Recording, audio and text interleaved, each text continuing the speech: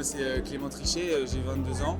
Je suis en cours d'installation dans l'exploitation familiale avec mes parents et leur associé Thiers, aligné en Loire-Atlantique, entre Nord-sur-Erdre et Ancenis. Donc c'est de la charolaise, il y a 180 vélages, naisseurs-engraisseurs et 260 hectares de SAU. Donc, bonjour à vous et merci de m'avoir accueilli à cette journée. Donc Anthony Damani de Langouade, canton de Tréguier dans le Trégor 22. Donc moi je suis installé depuis 8 ans, associé avec mon père, dans un GAEC familial depuis 4 générations. Je suis aussi associé avec ma conjointe en production porcine, donc avec un élevage de 458 et la suite en label rouge. Alors oui, donc Étienne Legrand, 42 ans, éleveur de porc à Pommery-Jody. Donc moi je me suis installé après mes parents, donc, qui ont eux exercé pendant une quarantaine d'années. Donc je suis exactement la 8e génération à reprendre le site qui s'appelle Kérécuf, qui détient donc la partie production animale, mais aussi une surface de 100 hectares de culture aujourd'hui qui sont valorisés via la fabrique d'aliments à la ferme. Ouais, donc Benoît Souto, on habite à Mésanger en Loire-Atlantique et donc on a une production de volailles et céréales. Alors Jean-Paul Lehard, habitant à Les Bois dans le 53, Mayenne. Exploitation laitière, 300 vaches laitières, modernisé, robot de traite, robot d'alimentation, 5 salariés. Oui, alors Charlène, moi je suis de Rennes à la base et donc j'ai postulé à une offre d'emploi de Jean-Paul qui était courant 2024 et donc je suis arrivée dans la structure en septembre.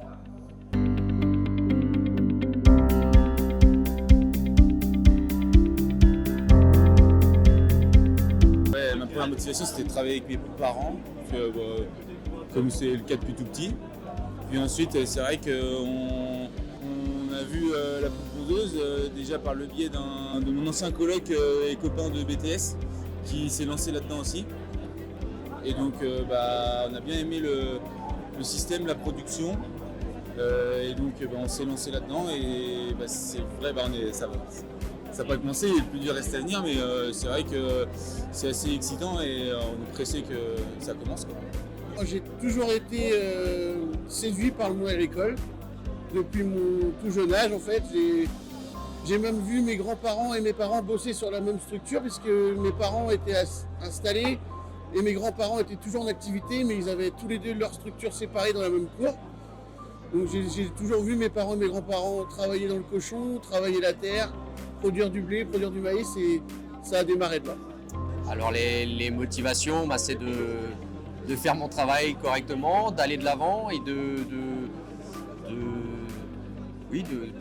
faire face à tout ce qui peut se présenter et puis chercher à long terme, on va dire, à développer mon outil et puis gérer aussi et motiver une équipe.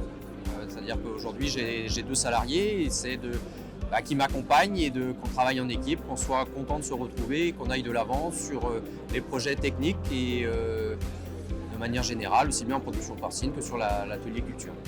Ma motivation, c'est la jeunesse aussi qui est autour de moi, et puis un métier qui est passionnant, que j'aime beaucoup. C'est pas toujours évident, on a des aléas climatiques, on a les marchés, on a la société qui n'est pas simple, mais il faut s'accrocher, puis je pense que les gens ont besoin de nous, et vont avoir de plus en plus besoin de nous. On l'a vu tout à l'heure pendant les conférences, là on nous a conforté dans notre choix de notre métier. On aura besoin de l'agriculture. Il faudra nourrir la planète, il faudra produire de l'énergie, il faudra produire des emballages ou des vêtements, puisqu'on veut arrêter la pétrochimie. Donc l'agriculture a quand même de beaux jours devant elle, je pense. C'est surtout l'ambition et la passion du métier. Je pourrais dire une vision d'avenir. Je sais qu'aujourd'hui on ne maîtrise pas, comme certains intervenants l'ont dit, le prix du lait, mais qu'en rationalisant le mieux possible, forcément en augmentant la productivité par UPH, on ne peut avoir qu'une certaine réussite. J'étais Alors, pas du tout dans le milieu agricole, j'ai pas de famille dans le milieu agricole non plus. Donc c'est tout simplement une passion et des valeurs que j'ai eu envie de retrouver. Et puis une envie de se lever le matin et de croire en ce qu'on fait et d'avoir finalement des perspectives d'avenir en adéquation, encore une fois, avec des valeurs et un cercle vertueux.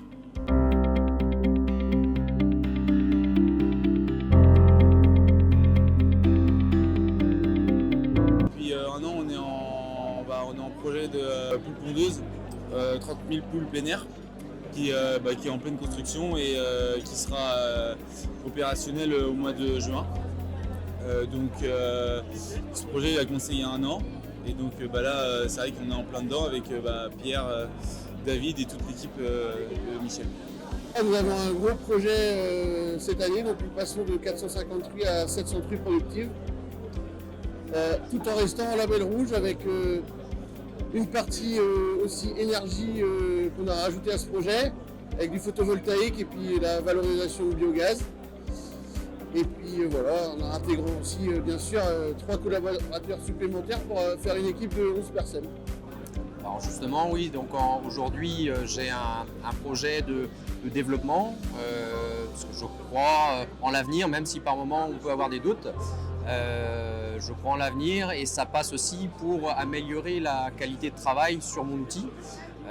Ayant un outil un peu vieillissant sur la partie naissage, j'ai décidé de me porter acquéreur pour un autre élevage où je vais développer davantage la partie naissage en faisant un bloc naissage et verraterie neuf, donc en passant bien sûr sur la liberté des truies en maternité mais aussi en verraterie.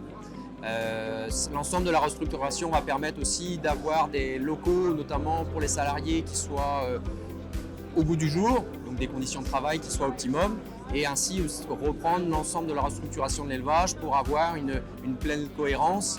Et donc le site historique de la famille va devenir un site d'engraissement principal avec donc la FAF qui a été cette année consolidée par ainsi le tour. L'objectif, c'était de passer à 3 salariés justement pour se libérer plus facilement, mais aussi pour honorer les besoins et des autres, parce que les salariés aussi peuvent avoir besoin de certains jours de repos, gérer les vacances. Donc voilà, je me suis donné pour objectif ces 3 personnes-là, donc qui correspondaient pour moi au projet de demain qui sera de 400 truies et de 170 hectares de culture et la fabrique à la ferme. Les projets, oui, c'est déjà rénover les bâtiments existants qui ont plus de 20 ans aujourd'hui, donc leur donner une nouvelle jeunesse et puis passer à les agrandir avec des jardins d'hiver. Ça, c'est la première des choses. Et puis après, dans un deuxième temps, on verra si on peut remonter d'autres bâtiments. Ensuite, après, je laisserai les filles, vont essayer d'aller dans leur production. Moi, je suis revenue depuis 4 ans sur l'exploitation en tant que salarié. Et là, j'ai pour projet de m'installer, mais en poule pondeuse. J'aime bien ce que je fais. Alors, j'ai toujours voulu faire ça, toujours aimé ça. Et après, faut quand même chacun avoir sa place. Donc, il faut développer un peu l'exploitation. Puis la diversification, là, avec les poules pondeuses, ça diversifierait la volaille de chair. Et j'aimerais bien partir à l'étranger, c'est pour ça. Voir autre chose et puis revenir après. C'est pareil, c'est la passion. Enfin, je me suis pas vue faire autre chose. Je sais depuis toujours que c'est ce que je voudrais faire. Principalement ça.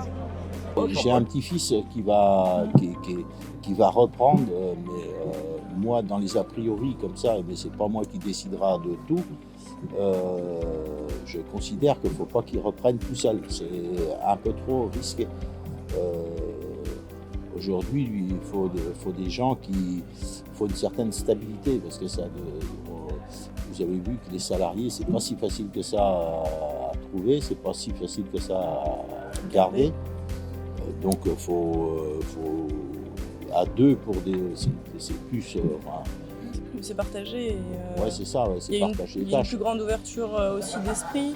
Et puis on en revient aussi à l'importance d'avoir des partenaires finalement de qualité qui vont aussi nous aiguiller et puis nous épauler sur certaines missions au sein de l'exploitation parce qu'on est très polyvalent et on ne peut pas être performant sur tous les domaines. Donc c'est vrai que je vais pas dire que plus on est de fous, plus on rit, mais on a besoin effectivement d'être accompagné, et que ce soit l'exploitant au quotidien, en interne comme en externe, pour être au top de ses résultats. Ouais.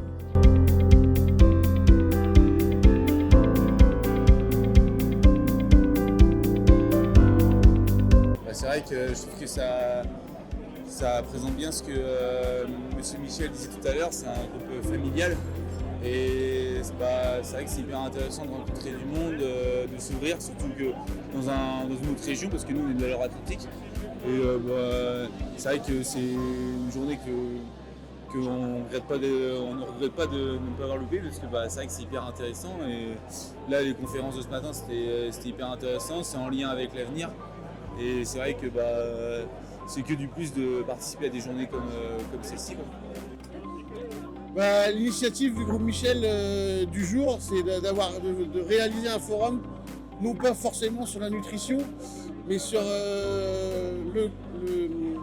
agir local et penser global, et prendre du recul sur le monde, sur le monde d'abord, puis sur le pays et puis sur la région. C'est très important. Et puis aussi, je crois qu'en fin de journée, on va avoir un intervenant sur le mental. Et c'est, je pense, dans notre métier, 50% du travail pour un dirigeant. C'est de se lever le matin en sachant comment va se dérouler la journée, avec quelle personne et quel imprévu on va avoir à gérer dans cette journée. Je suis très heureux de collaborer avec le groupe Michel et je pense qu'on a de belles années devant nous. Aujourd'hui, l'initiative du groupe Michel rentre en fait dans ma démarche et dans la réflexion que j'ai depuis plusieurs années.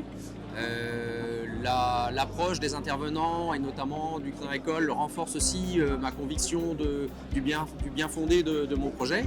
Et c'est vrai que on a toujours des périodes de doute sur des projets comme celui on accomplit des gros projets, et de pouvoir justement être confronté à des journées comme aujourd'hui, ça permet de se rassurer et de poursuivre et d'aller de l'avant.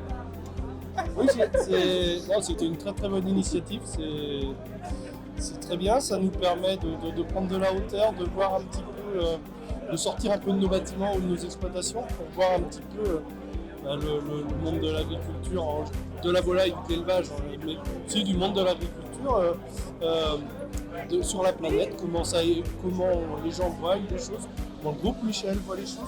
Ça permet d'échanger aussi avec les interlocuteurs, les éleveurs, tous les partenaires au niveau de la filière. C'est très intéressant, et puis de voir un petit peu qu'on est dans le vrai, si on ne s'est pas trop trompé.